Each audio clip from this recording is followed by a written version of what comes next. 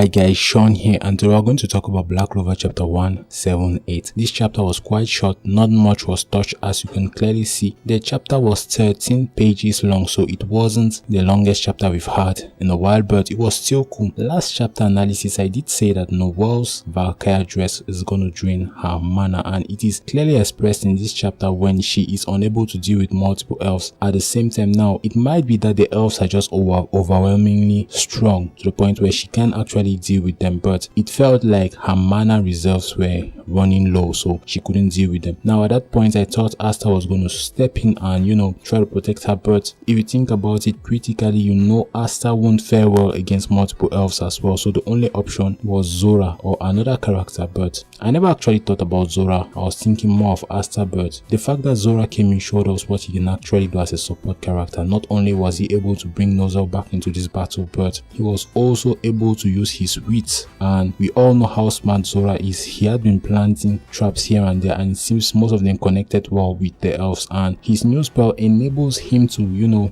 make attacks against the elf connect even if the elves are moving. Is much more like he marks the elves, and the marking enables him to hit no matter where the elf is. So it was quite cool to see what he was up to. Now he got Nozel back into the battle, and Nozel had a flashback, and I believe that flashback was a couple of, let's say, months or days before he actually got his grimoire, and it appears Nozel was the only one who inherited the silver-like properties from his mom. The rest all got the water magic from their father, and that is where it actually turns weird, because all of them have been able to display control of their magic to a certain degree, but I think Nozel is the one who bests them all when it comes to controlling his magic. And I don't know whether he might actually get an armor as well, but it would be cool for him to actually get one. Though I think that he actually got this flashback because he was looking at Noelle, and Noelle's dress looked strikingly similar to that of his mom, so that also enables him to get up and fight the elves. And because of this, we can clearly see that Zora's help was really necessary, and now they can actually overpower the elves and take them out. I was really disgusted by Solid's character over the last couple of chapters, since he has witnessed Noelle and Nozel fight against the elf, Nozel getting injured, but he hasn't done much, and Nebra herself is in a critical state. So I expected him to at the very least support them so that he can actually take down the elves at a faster rate, because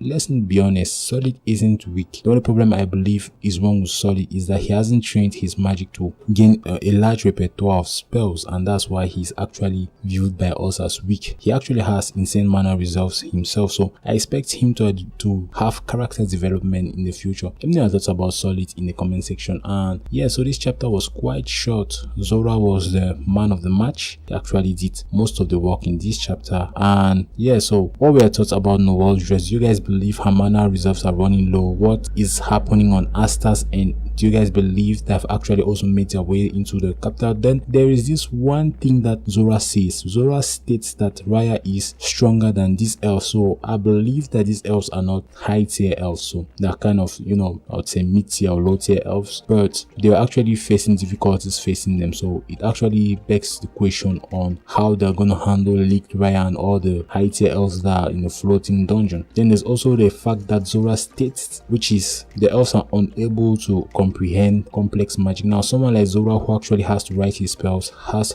had time to think his spells all over, and using his wits and creativity come up with traps that are unique. And that's one of the things I believe the elves are unable to comprehend, because during their days I believe magic was easier to use, but because now people like Zora have had time to think over the use of their magic, they've actually come up with spells which the elves do not comprehend. And that's one of the things I found cool with Zora's ability. Now I always said this, that creativity is the most overpowered skill in Black Clover. So if you're a very creative person, you can actually come up with a large repertoire of spells that can enable you to deal with any type of situation. An example would be Will. Now Will is one of those characters who has a large repertoire of spells. Now not only is his magic creative based, but he just needs to imagine something that can counter your magic when you're attacking him, and he'll be able to paint it and create some new spell that will enable him to, you know, fend off your attack. So that's why I believe Will is Magic Captain level, because not only does he have large mana reserves, but he has